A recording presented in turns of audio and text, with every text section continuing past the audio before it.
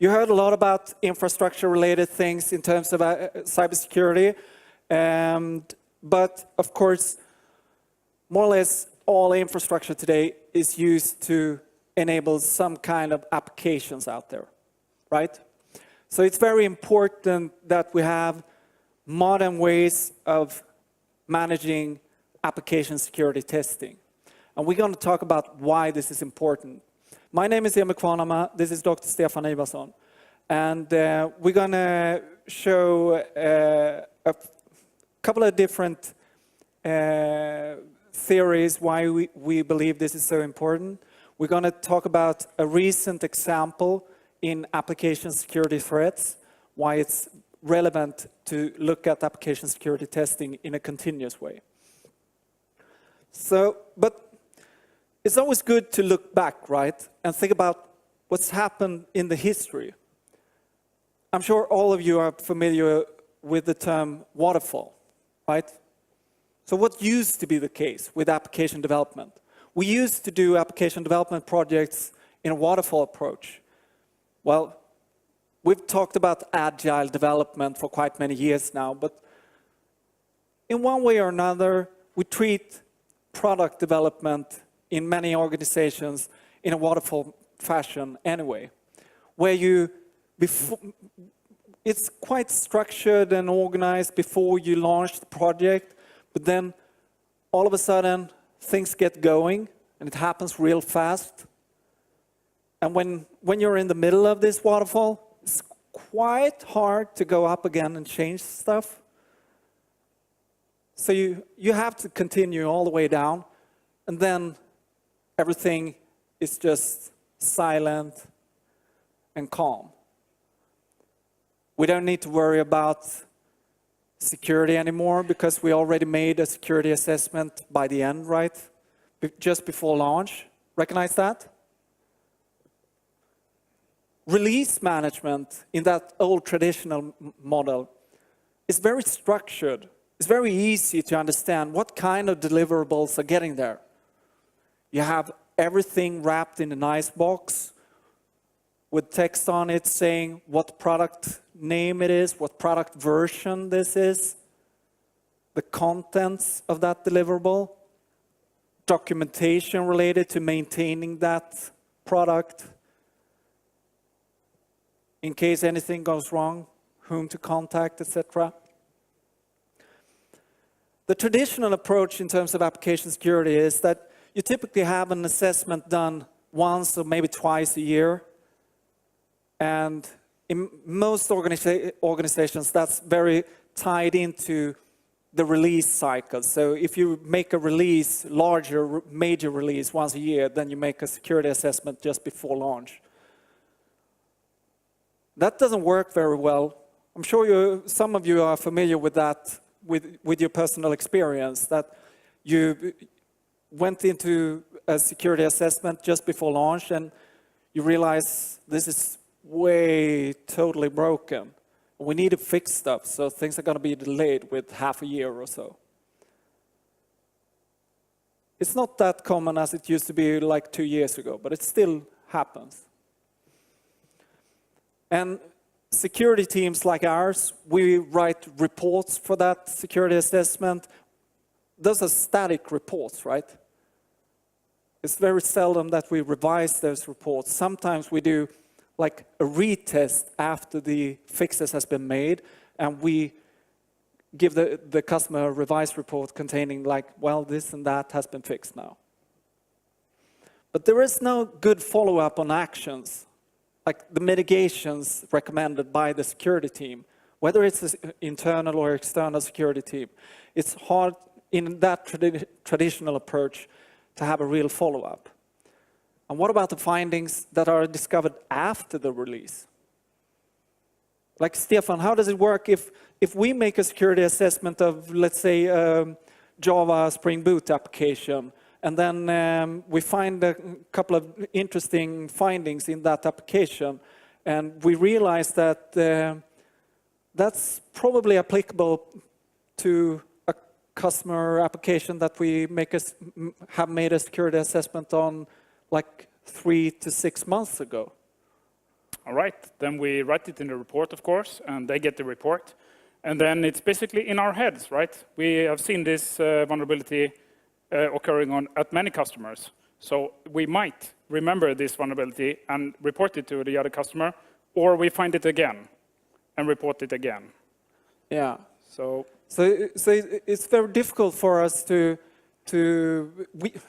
for us as a company, it's hard for us to keep track of what's the different middleware or what's the different architectures used by our customers. Again, it doesn't matter if it's an internal versus an external security assessment team. It's pretty much the same situation, right? You need a way to track findings even after a release, because those findings are as critical as the findings during a security assessment being done once a year. This model is already obsolete.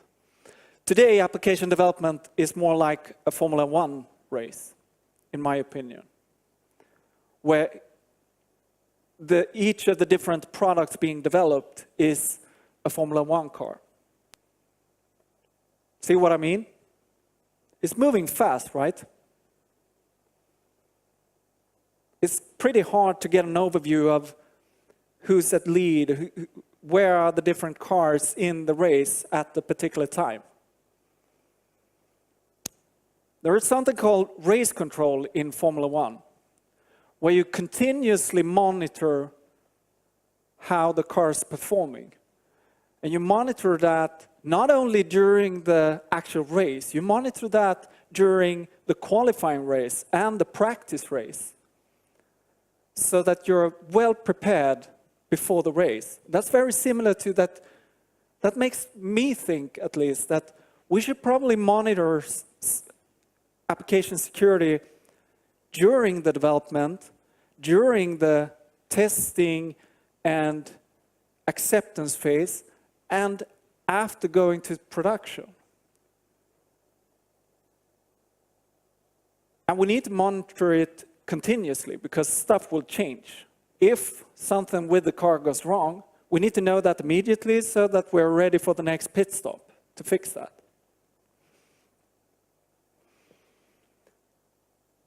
How many of you are familiar with continuous integration and continuous deployment? Yeah, at least heard the term before. Great. So if you haven't heard about this before, to summarize this quickly, it's about building your code in a centralized location in your organization so that you have deterministic build environments. That's continuous integration. And continuous deployment is about deploying that code, and sometimes called continuous delivery as well, deploying the output of continuous integration into a staging environment, and even in some environments pushing that to production automatically once it's been tested and verified and accepted as a potentially deliverable product. So what goes out of this CI/CD cycle is deliveries, deliveries, deliveries. That's the whole point, right? To make the release cycles as short as possible and make short iterations where you make a certain amount of changes to your code, you push that into a build, you deploy that build, you test and verify that build, and that's potentially shippable product. So if the developers are working like this today, because most of them are, with CI/CD, with agile development, with DevOps, if you like, it's more or less pretty much the same. If developers are working like that, security needs to correspond to that and adapt to that same process, that way of working. Release management in development teams is pretty much like a pit stop. You don't have much time, and it's not something that happens once. It happens several times during a product lifecycle. Obviously, there are some challenges related to that. We have short release cycles that I already talked about. We have security assessment reports that are currently, in most situations, static. We have tons of third-party code. it's around roughly 80 to 90% of a typical web application today consists of third-party code, open source libraries, most of them. Then we realized that code reviews wouldn't solve everything, right? So our typical approach to that, Stefan does tons of assessments like this, but our typical approach, right, is that we tend to make a white box analysis of the code. We review the code, and we look at what third-party libraries that are used. Yeah. And we need to make sure that this doesn't contain any vulnerabilities, right? Yes, like most of the focus, because you have like a limited time that you get to review a customer's code, you're going to focus on the app code itself that they have produced, they have coded. You look for specific things like authentication, if you store stuff encrypted and so on, all the security stuff. And then for the third library code, you check over it, like have they used something that's, you know that's vulnerable, then you're going to make a note out of that. But that's only the one assessment we do, like if we are in the 1 year cycle. We don't know what they will do after we have left them, if they change their third-party library or something like that. Yeah, so if me and Stefan have like roughly 2 weeks to go, then we'll naturally focus on the blue part of this picture rather than the entire part. Of course, we would take a look at the libraries used again, but we won't have the time to code review everything. That would be unrealistic. And it would be unrealistic for a certain project to pay for all the third-party libraries being assessed. Of course, dependent on what type of application we're talking, but in most situations, it's unrealistic to cover everything in a manual review. In addition to this, the application security scope has changed with things like DevOps, with container-based deployment, like Docker. We not only have the third-party libraries, open source libraries, we also have system libraries, at least in a Docker packaging. We have the application server itself included as part of the container. So that obviously introduces additional challenges. But on the other hand, if we're going back to reality, current situation today, even if we're not using container-based deployment, we still have to involve developers or DevOps teams somehow before if we are operations, we don't want to replace or upgrade the application server without involving them, right? Because things will certainly mess up eventually. So, of course, somehow this is already a reality that the security scope has changed even if you're not doing container-based deployment. So going back to this picture, we need to replace that with something. Notice the animation? Special animation. We need to replace this with a model that includes security testing as part of the software development lifecycle. This is something that we strongly believe in, and we spent a lot of time this year focusing only on this. Me and Stefan and a couple of other guys within Truesec. So this is something we think is really important for the future. So, but developers are lazy. I can say that since I'm a developer myself, but they might ask themselves or claim, but we haven't changed much. We haven't changed much in our code, or we haven't changed at all anything in our code. It just remains the same as last year. Why should you do continuous assessment? Well, that might just be the problem. We have a recent example. There's been several vulnerabilities published in Apache struts, but there was a recent discovery that was published in just last month with a remote code execution through command injection. It's extremely easy to exploit. You're going to see that later in a technical demo we have. But before we show that, I'd like Stefan to talk a little bit about this from a DevHacker's perspective. Yeah, we just invented that word DevHacker, so if it shows up somewhere, you know where you saw it first. I work at Truesec by doing application code reviews and helping people to build better code. So, but I also work as a pen tester, and I have this hacker's perspective sometimes you have to take. So if you, as a hacker, you gain, if you do development, you gain insight into how development works, like what methods are used and tooling, what is popular, what is not. So if we put on the black hat a little bit and think about how we could hack stuff, because you saw in the first session, we need to find those exposed surfaces to hack stuff. So how do we do that with application security and application development? So one thing would be to, let's say with critical eyes, or like I called it evil eyes before, but we go into open source libraries and we look for vulnerabilities. So this morning there were like this unrestricted file upload. They didn't do any check or something. You could upload something that had a different file ending. That would be something that you could actually find in source code, right? They don't do the check.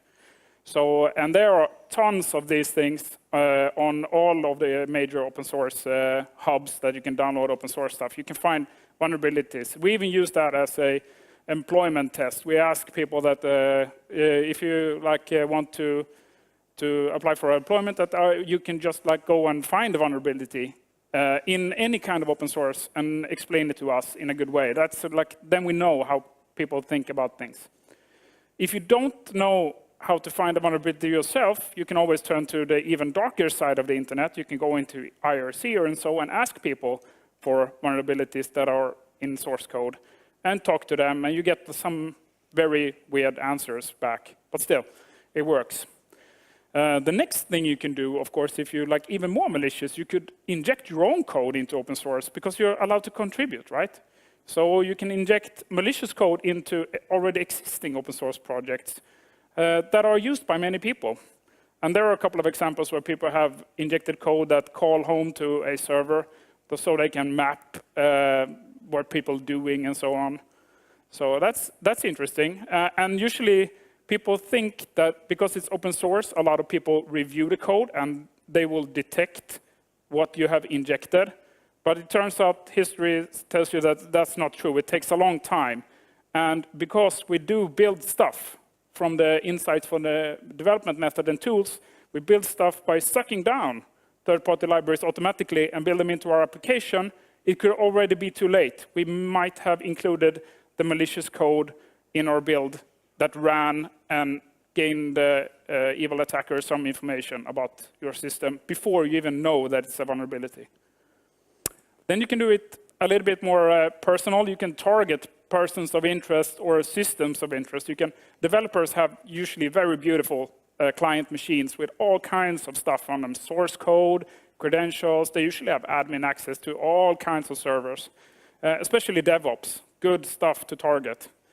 A CI/CD environment, if you get a foothold in somebody's network environment, the CI/CD is usually open for everybody to contribute code. All the developers can contribute code there, and they are not usually very well protected. So then you can inject your malicious code into the CI/CD environment and hope that somebody will build it, and then maybe it ends up in production. You also have staging and test environments. Those are usually less restricted than a production environment, but people tend to reuse credentials for staging and test in production, or you can gain information, maybe security certificates and stuff like that from the staging and test environment. A little bit more advanced, I would guess, it's if you gain an application artifact, you can exfiltrate that somewhere. You can reverse engineer it, and you can usually find hard-coded, secure keys, usually movie references or song references that are used to encrypt stuff in the application. And you can also find endpoints that point to a staging or test, even if it's in a production artifacts, because people forgot to remove them. And also, you can also think about where your application goes after you have delivered it. It might be installed in other environments that are less secure than the environments that you intended it to be installed. and then we can get hold of it and we can extract the information. Yeah, so that makes me think of the session that Marcus and Fabio had this morning, that this is a little bit different in terms of security, that no matter how you harden your environment, you might still be vulnerable to attacks like this, because it's hard to protect against that somebody's gaining information about your deployed applications from other environments where the application is also deployed, or similar versions are deployed. So that's a totally new perspective compared to infrastructure. But, and also regarding reverse engineering application packages, that made me think of a security health check that me and my colleague Philip made at a larger bank. That we made that security health check by asking a couple of questions related to the release process. And we asked, where does the build artifacts end up? Where's the drop area between production and, between CI/CD and production environments? And it turned out that this was an area that was writable location, readable and writable location by many users that were not at all related to the release process itself. So that's a very typical example how application security is very much about the entire secure development lifecycle or software development lifecycle, rather than just about reviewing code. But we're going to take a look at the demo we prepared. And again, this is about Apache Struts. And let me see if I can move that up to the other screen.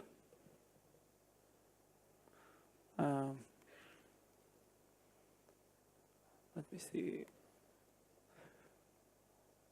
Like that. So this is just a silly, simple example of a web application using Apache Struts, the REST plugin that is vulnerable to this attack. Again, this is something that got patched in September 2017. So if you think that you might be using Apache Struts in some kind of REST application, I suggest that you go home and check if it's recently patched. And this is not something that can be solved, usually not can be solved by just applying the latest operating system patches, right? It's something that needs to go back to the developer teams and DevOps teams. But we don't need to worry about the application itself so much. Let's look at what we send as payload for this. And I think this is interesting in terms of what Marcus told you about earlier today regarding threat actors and their sophistication level, the knowledge necessary or the skills necessary to be successful in an attack. This is very generic. This is just a generic XML payload that we send to the application. This is going to be deserialized on the server. And as you can see, here is just a simple shell command, in this case, a reverse shell, connecting back to the attacker machine, saying, what should I do next? So think about this. We're going to talk a lot more, or my colleagues are going to talk a lot more tomorrow about detection mechanisms and detection methods. Think about how difficult it is to detect that all of a sudden is your applications spawning a shell, connecting back to the outside. That could be quite tricky, right? This is, again, very simple, but this could even be encrypted, at least most of the shell traffic, making it even harder to detect on a network level. So this is complex, yet it's, from an attacker's perspective, extremely simple. So this is just ready to use. Any script, so-called script kiddie or beginner or intermediate hacker could perform this without any problem. They would just modify the IP address and port here, and that would just automatically work in their environment. So this is a bit scary, right? All that's needed on the attacker's machine. Drum roll, let's hope that the demo gods are with us. We start the listener for the reverse shell, and I have the command somewhere here. So I'm not going to type that. But let's take a look at that. This is just curl. It's sending a web request with a couple of headers set. And the interesting part here is the data argument where we send payload.xml, the contents of that XML file I just showed. We send that to this URL endpoint, the application. So let's see if that works.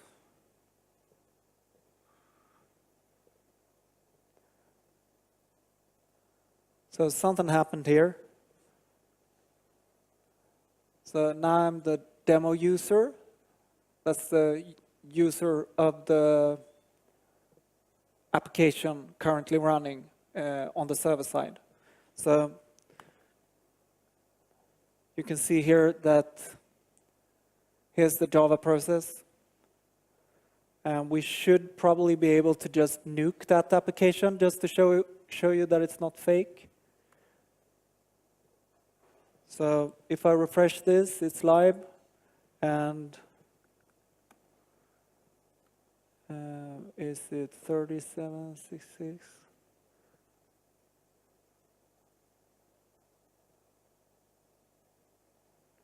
Like that. And we could go on from there. We don't need to talk about like lateral movement and stuff. You already heard about that earlier today.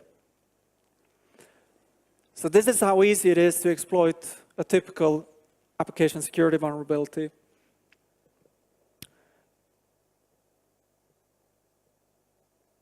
And think about, like, again, how easy it is to reuse this in other environments. There are no specific adaptations that need to be made for a typical target other than just the URL we're sending this traffic to. This one. Other than that, the payload is generic. So a beginner in the hackerspace would just probably shoot this on any web application they can find. And eventually they will end up being successful in an Apache Struts environment.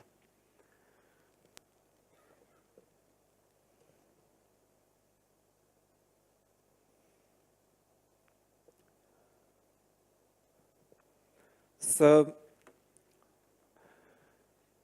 what do we need? We need to continuously detect regression in security level, like this example. So up to the point in somewhere August 2017, everything is fine and okay. We have reviewed our code. We have a written report, even if it's static. We still have a report from a company claiming that we have looked at the security of this application. There's no security issues left except the ones you already fixed. So everything is okay. And all of a sudden, everything changes. The threat landscape changes. And we need to adapt to that. We need to measure and track the vulnerabilities that we discovered. We need to track the threats that we discovered. So if we are a large organization where we have many, maybe hundreds of Java developers, we need to submit this issue to all the teams with an applicable environment to make sure that they get this on their radar.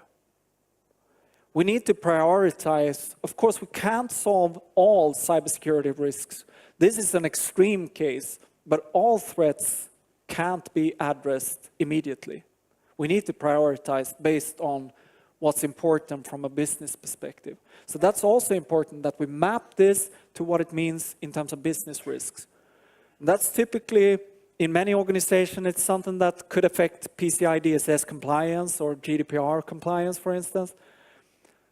That's one example of typical business risks. And then it's very easy to motivate why you need to work on that typical cybersecurity threat. We need to embrace collaboration. And by collaboration, we mean between developers, DevOps, security specialists, and even management, so that everyone gets the same picture of the current situation in terms of application security.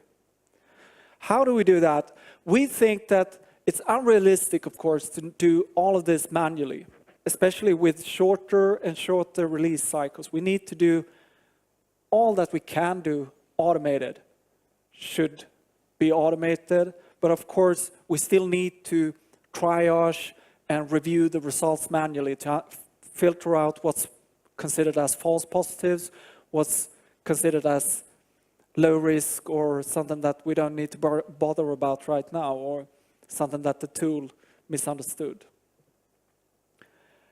And automated testing, then we typically talk about static analysis, dynamic analysis, and software composition analysis. I'm going to talk about static and dynamic a bit later, but software composition analysis, it's pretty much doing what Stefan explained before, reviewing the open source dependencies and how they are used, but doing that in an automated way. We need interactive reports where the security team can recommend actions, where the developers can say, well, that's probably not the best idea. Can we figure out some other way of solving this? Or maybe the developers realize that won't solve everything, so that's not the silver bullet. Even though security specialists might claim that it's the silver bullet, it might not be the perfect solution. So it's very important to have that collaboration built into the process. And we also need to have some kind of follow-up so that we see, especially in terms of recurring issues. What do we mean by recurring issues for a certain application security project? Well, if we do an assessment or something, we have a finding, for instance, like we find some kind of injection, and then we come back later on and we find the same injection again. Maybe that's telling a story that maybe they prioritized away that they didn't think it was good enough, but we need to lift up to the surface, right? The same vulnerability found again, maybe in the exact same code base. So that is something that we think is a very important metric. If some findings reoccur in many different assessments of the security of the application, we need to highlight this we flag this, and then everybody can agree that it shouldn't reoccur. So that is important. Yes, definitely. And it's very important that we have a common view of the priorities.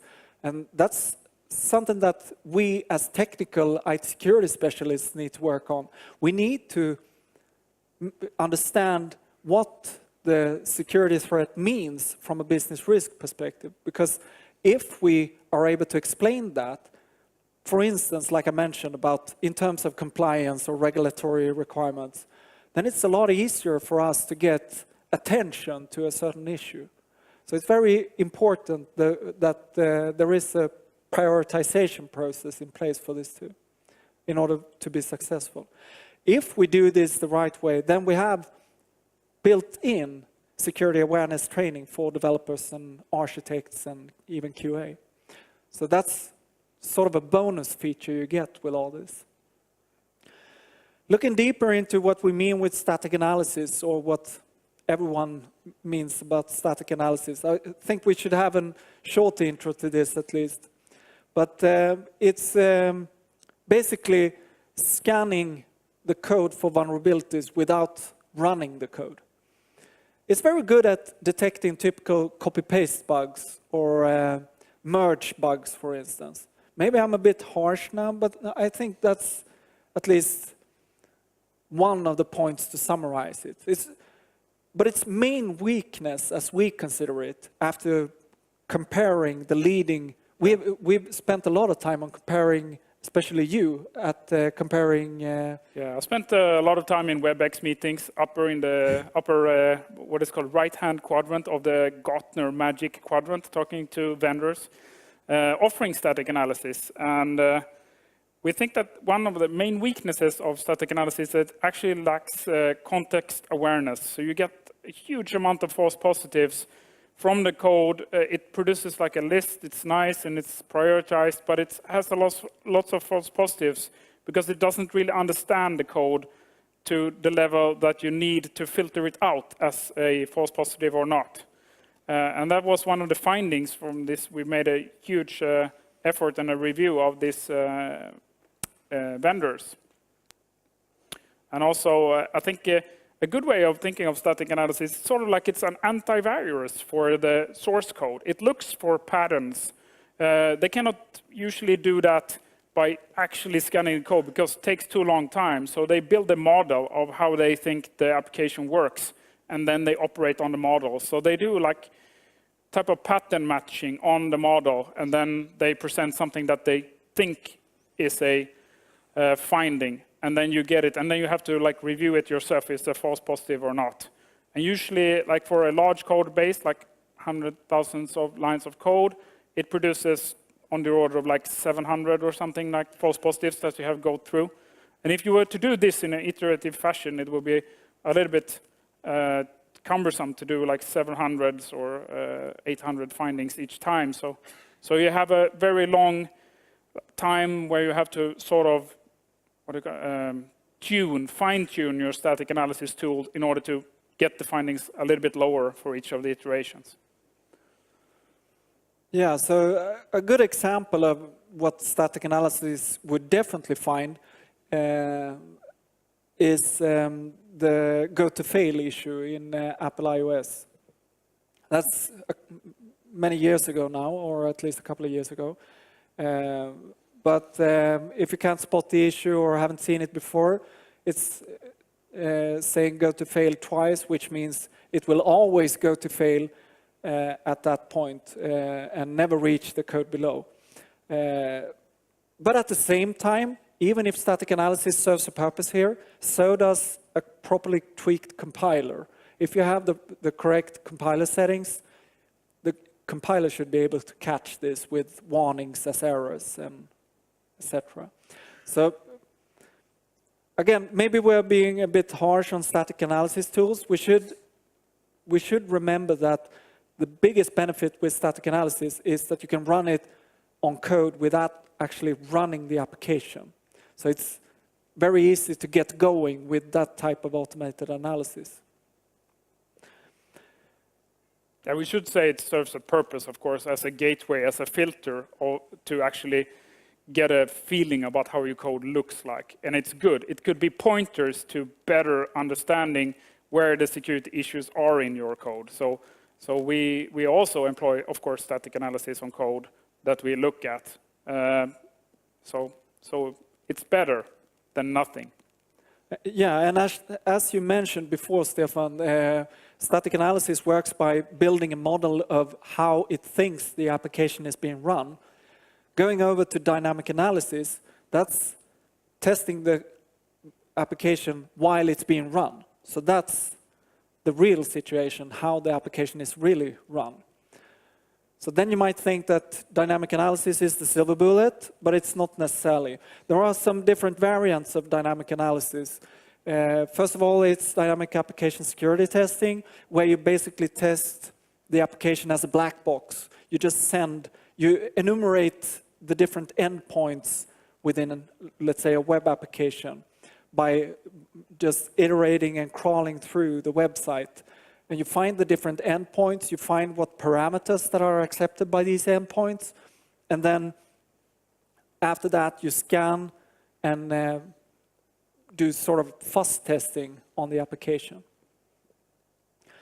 But this is not tied to the domain of the application, so this is pretty close to static analysis in terms of effectiveness. Similar to dynamic application security testing is interactive application security testing, where you have instrumentation within the application, typically like a HTTP filter or a Java virtual machine agent or, that's running in process as part of the application being tested.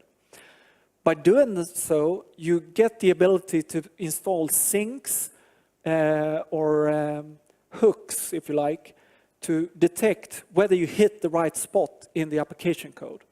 And you tie that together with the application testing going on from the outside. And if you can combine those two together and understand the data I have sent to this endpoint actually reached to this point that's connecting to the database and sending the input data as part of a SQL query, for instance, then you know that this is in fact a vulnerability, or very likely to be a vulnerability. And this is something that this is not established as like a four-letter abbreviation. This is something we came up with. We call it automated security test cases, where you write domain-specific test cases for that typical application, or for the middleware, the application server environment, for instance, that this application is using. And you write those security test cases and run those as a regression test in terms of security level. And the benefit of that is that it's then becoming a white box analysis. It's a lot more accurate, but with the cost of implementing the actual test cases, of course. But we still believe that once you've done that, this is a very efficient and accurate method of actually verifying that the security level is intact. Of course, that's not something that should be static either. It's something that needs to be revised and improved continuously. But looking at this from an accuracy and context awareness perspective, static analysis is somewhere a bit lower than the others. If you have dynamic analysis, dynamic application security testing, then it's more context aware since the application is being run, and therefore it's a bit more accurate as well. So you see, this is sort of a linear dependency between the two. Interactive analysis, on the other hand, is not necessarily more context aware, but it can at least be a lot more accurate since you have, remember, the little box on the inside of the application running in process, so that you understand with a specific set of inputs, we get this effect on the inside of the application. So that's more accurate in that case. And finally, automated security test cases has the ability to be a lot more accurate and a lot more context aware, since they are context aware by design. But again, with the slight downside that you have to do some upfront investment in building those test cases. But that's very similar to any automated QA that you need to do in most web development projects today.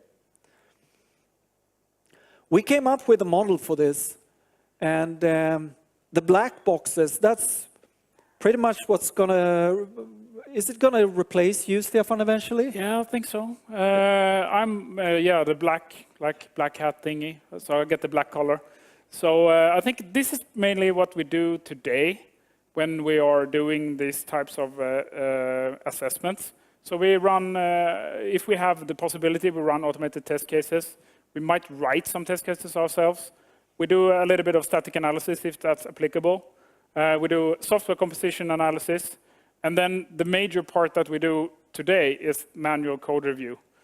And I think in terms of trying to help more customers and to scale, by doing all of this myself, it's not so scalable. I'm not so scalable.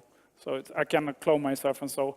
But we think that if we can perhaps do this in a more automated fashion, if we can do it, like if I can reuse my stuff on many applications, I can share it with my colleagues, and they can also be black boxes. We can put this into some kind of ecosystem that we have envisioned, which is the white stuff and part of the blue stuff. Yeah, so on the other side of things, we think that the projects or the project owners feed this machine with the applicable business risks or the prioritized business risks and the security requirements for this specific object. And both sides meet in this web portal that we developed. We have started working on this right now, but eventually we will include threat and risk modeling as part of this platform as well, because we think that's a really interesting concept in terms of speaking the same language and using the same priorities between the product owner side or business owner side, if you like, and the technical IT security specialists and development teams. So this is something we strongly believe in. We've decided to call this Orion, and Orion is just a big concept rather than a specific tool. What we have so far is the web portal itself for creating the interactive reports that we call it, and registering security requirements and business risks, things like that, and connecting the automated tools to all this. So how does that work in practice when we want to integrate that with an existing software development lifecycle? So typically, if you are the customer, you typically have some kind of CI/CD environment in place. In rare situations, you don't. Then you probably need to work on that. But I think that's the case in most situations. So you have CI/CD like TeamCity, Jenkins, TFS if you're using Microsoft. And in the middle of all this is Orion with the web dashboard where we have the portal and everything. We have a web API where projects can automatically feed new builds and source code assets into Orion from the CI/CD environment. And that's done with an agent or a command line tool that performs an end-to-end encrypted transfer through the web API of Orion into the Orion workbench at Truesec. And that's where the actual analysis takes place. So this is very much as you can see, this is very much to streamline the way we are already working. But we want to share this with you because we strongly believe that this is the future of application security testing, especially if you want to make it continuously. And once the analysis is done, we feed that back as findings into the web portal, and eventually we'll get a new drop from the CI/CD environment, basically triggered as a result of a new check-in being made or a merge being made to the master branch, for instance, or the release branch.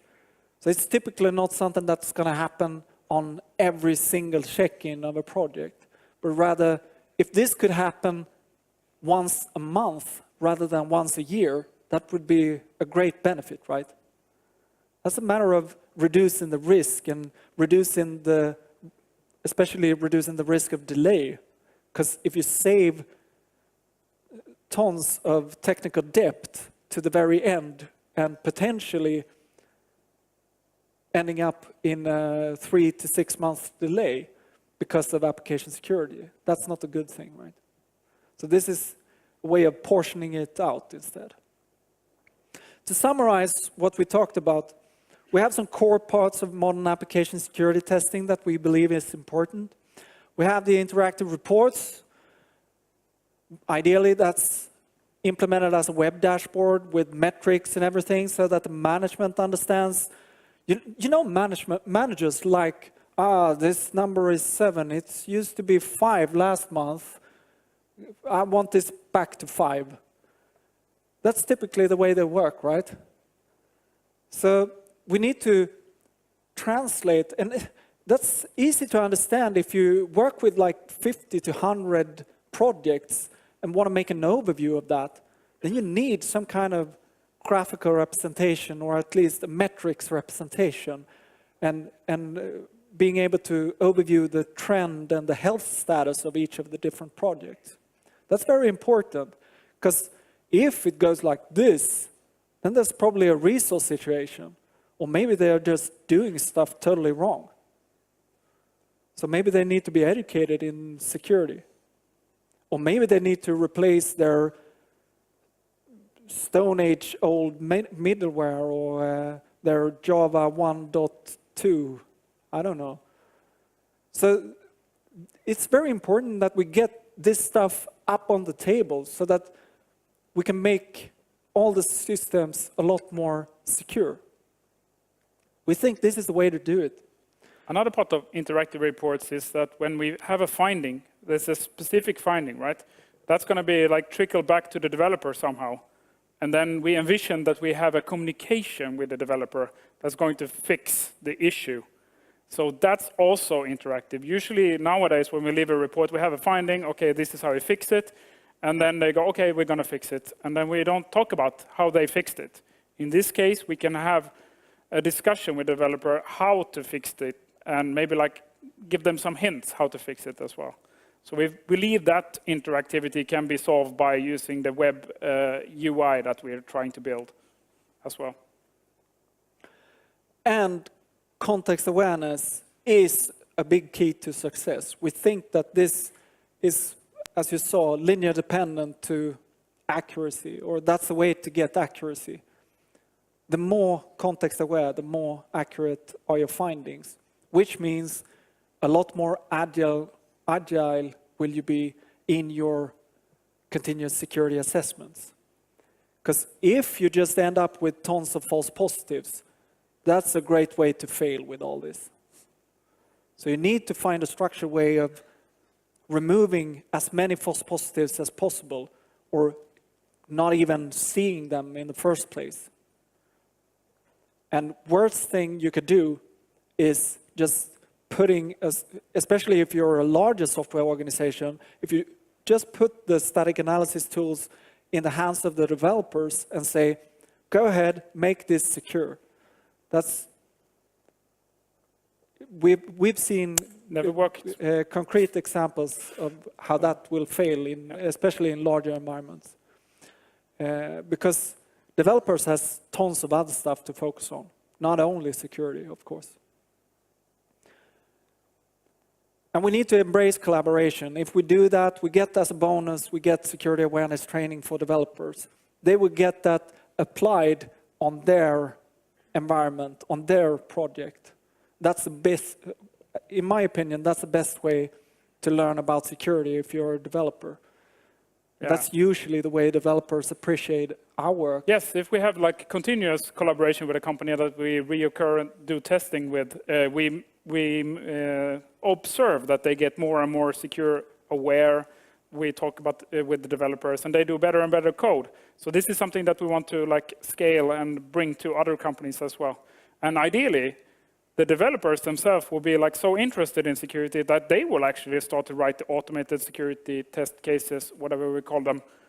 And then they will start to securely test their own code and get more interested in security and write better secure code themselves. So we feel it's like a positive spiral here that comes out of this solution. Yeah, the more integrated security gets into your development process, it tends to get self-healing, more or less. But that's all we had for today. And yeah. I guess I thought about maybe we should open up for some questions, but maybe we're just standing in the way for beer again. Yeah. Maybe one question, if anyone has questions.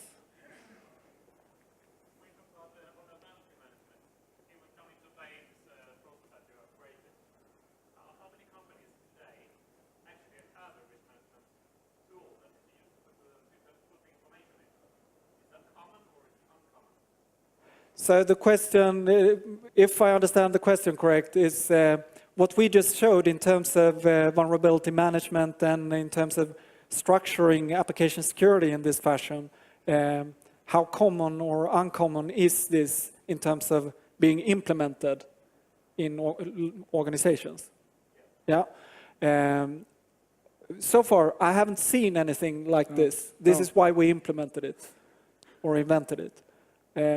We are working with some larger customers, of course, that are extremely interested in this. So it's not something that we just see as our own religion. But so far, whether it's small or large organizations, because we talked to many about this, everyone thinks that this is the way to do it in the future. I would say what you typically see is like one vendor having many security products will do something that they think it's security organization for just their products. And then you get like a vendor lock-in and you get like a dashboard and something like that that would try to visualize, but only within their own little space. So, and it's not really optimal to try to make that into your own company type of security dashboard. So there are products that try to do this, but not in the fashion that we felt was useful, and we wanted it to be simpler, because they are quite complex when you look at them. And we are even considering using this for other types of security assessments, like we're going to talk about Amazon AWS tomorrow. It's very realistic to apply this to Amazon AWS security assessments. It's at least some of our colleagues that think that we should apply this to security penetration tests as well. Because it's all about like embracing the process and streamlining the process so that it's a lot easier for everyone involved to understand what we are focusing on and what's the current issues to work on. So maybe we should just say thanks there. And if you're interested in knowing more, just grab us outside. Yeah, buy the beer or tomorrow. So thank you, everyone. Thank you.